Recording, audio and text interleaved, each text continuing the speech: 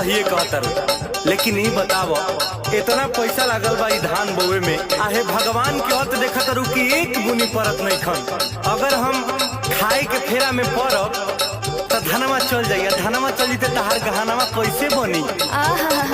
ऐसे कहतनी जैसे 10 टन गढ़वा देले बनी। देखा अभी ओन टोन मत बोला, बहुत दिमाग टेंशन में बा, हमरा के जाए दो। कहवा जाए थे? सुनो खेतवा बधार घूमे जात बानी काम से, रख दो